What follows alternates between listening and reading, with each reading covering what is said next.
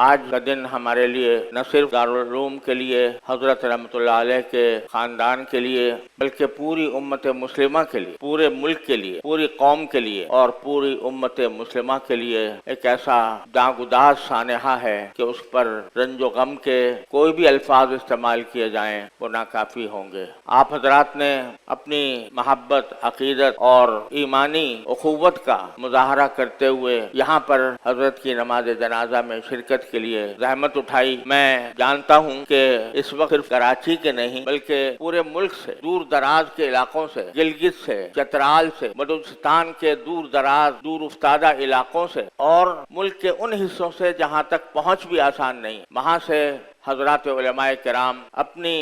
ایمانی قوت اور ایمانی محبت کے تحت یہاں پر تشریف لائے ہیں اور یہاں جمع ہوئے۔ صرف ہمارے دارالعلوم میں ہی اطراف ملک سے کل سے مہمانوں کا ایک بڑا اجتماع ہے، اور مجھے یہ بھی معلوم ہے کہ کراچی کے مختلف مدارس میں اطراف ملک سے بلکہ دوسرے ممالک سے بھی، یہاں اس وقت امارات سے، سعودی عرب سے، انگلینڈ سے ہمارے معزز مہمان تشریف لائے ہیں تاکہ اس نماز جنازہ میں شرکت کی سعادت حاصل کریں۔ ہم ان سب کی خاطر خواہ میزبانی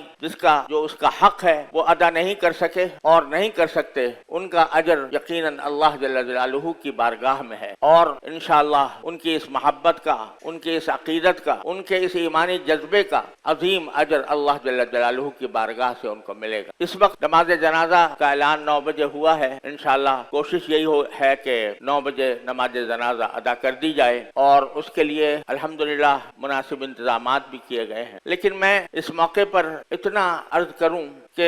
یوں تو حضرت مفتی اعظم مولانا محمد رفیع عثمانی صاحب قدس اللہ تعالی سرہ، جن کے ساتھ آج قدس سرہ یا رحمت اللہ علیہ کا لفظ استعمال کرتے ہوئے دل کٹتا ہے، سبھی کے لیے وہ پیکر محبت تھے، پیکر شفقت تھے۔ اللہ تبارک و تعالی نے علم و فضل کی جن بلندیوں تک ان کو پہنچایا، اللہ تبارک و تعالی نے ان کو جو فقہی بصیرت عطا فرمائی، جس کی وجہ سے پاکستان کے علماء نے اتفاقی طور پر، متفقہ طور پر ان کو مفتی اعظم کا لقب دیا۔ ایک مفتی اعظم وہ ہوتا ہے جو حکومت کی طرف سے جس کو مفتی اعظم قرار دیا جاتا ہے، لیکن آپ لوگ جانتے ہیں کہ سرکاری طور پر جس کو مفتی اعظم قرار دیا جاتا ہے اس میں بہت سے سیاسی عوامل کار فرما ہوتے، وہ ان کی قابلیت کی وجہ سے کم اور حکومت کے ساتھ ان کے تعلقات کی بنا پر زیادہ ان کو مفتی اعظم قرار دیا۔ لیکن حضرت قدس اللہ تعالی سرہ کو کسی حکومت نے نہیں، کسی سرکار نے نہیں، بلکہ علماء کرام نے، خود علماء کرام نے ان کو یہ لقب عطا فرمایا، علماء کرام کے ایک بڑے مجمع نے عطا فرمایا اور سب نے اس سے اتفاق کیا۔ یہ کوئی معمولی بات نہیں ہے کہ علماء کرام نے ان کو اپنا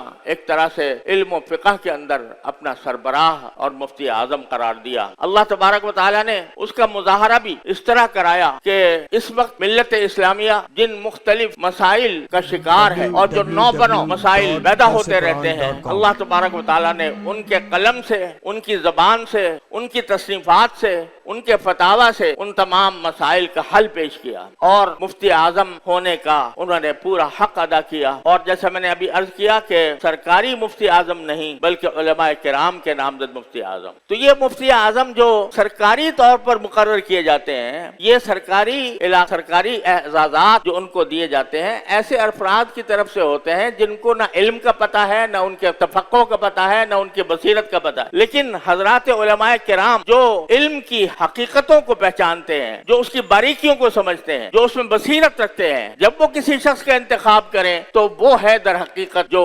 حقیقی طور پر وہ خطاب کا مستحق ہوتا ہے۔ اللہ تبارک و تعالیٰ نے یہ خطاب عطا فرمایا، اور یہاں پر وہ حضرات موجود ہیں جنہوں نے ان کی زیارت کی ہے، جنہوں نے ان کو دیکھا ہے، برتا ہے، ان کے اخلاق، ان کے عادات، ان کا کردار، اور پوری امت کے لیے ان کا درد کہ کوئی روئے زمین پر کہیں بھی مسلمانوں کا کوئی مسئلہ پیدا ہوا تو ایسا معلوم ہوا کہ ان کا ذاتی درد ہے، اور اس کے لیے انہوں نے اپنے انفرادی طور پر تو جو کچھ کرنا تھا وہ کیا، لیکن اجتماعی طور پر کہاں سے سارے اہل علم کے پاس گئے، ان کے پاس سفر کیے اور ان مسائل کے حل کے لیے اپنی ساری کوششیں फराहम कर दें। मैं किस किस बात का जिक्र करूं। अल्लाह तबारक व तआला ने उनको जिन कमालात से नवाजा था और उनको जो खास मकाम अता फरमाया था, आज ये सामने इंसानों का समंदर इस बात की गवाही दे रहा है कि अल्लाह तबारक व तआला ने उनको किस मकाम पर फाइज फरमाया था। हमें अंदेशा है कि हुजूम की वजह से अभी बहुत से लोग शायद यहाँ तक पहुँच नहीं सके। यानी इस वक्त हमें इत्तला ये मिली है कि सड़कों पर बहुत बड़ा मजमा अभी तक रुका हुआ है और पहुँच नहीं सका, तो इसलिए हमें उनका इंतजार भी थोड़ा करना होगा ताकि वो लोग जो बेचारे पता नहीं कहां से बसों में, रेलों में, हवाई जहाजों में, मुझे कल मेरे एक साथी ने बताया कि इस्लामाबाद के एयरपोर्ट पर ऐसा लग रहा था कि सारे उलमाए किराम ही जा रहे हैं नमाज के अंदर। तो हर तरफ से लोगों का एक सैलाब है जो उमड़ रहा है और हमें उनका ख्याल रखना भी जरूरी है। बहरहाल मैं ये अर्ज कर रहा था कि अल्लाह तबारक व तआला ने उनको जो मकाम बख्शा और जिस तरह अल्लाह तबारक व तआला ने उनसे दीन के मुख्तलिफ शोबों में अजीम खिदमात ली, वो तो अपनी जगह है ही, लेकिन मैं अपने लिए कहता हूँ कि अल्लाह तबारक व तआला ने मुझे ये शरफ अता फरमाया था कि आज 75 साल की रफाकत, 75 साल की रफाकत जो तालिब इल्म के दौर से शुरू हुई थी और आज तक मुसलसल अल्हम्दुलिल्लाह बगैर किसी इनक़ता के जारी रही। हमने हज़रत क़ुद्दस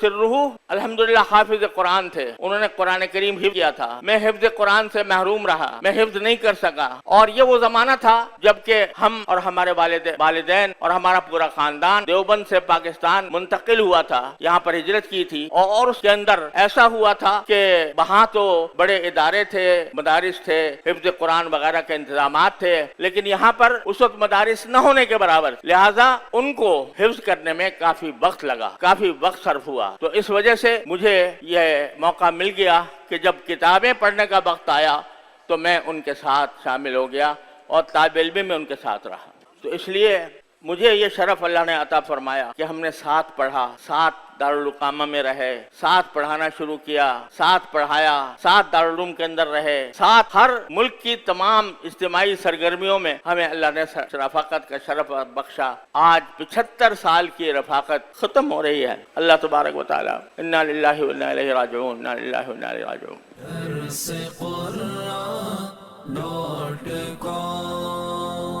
www.darsequran.com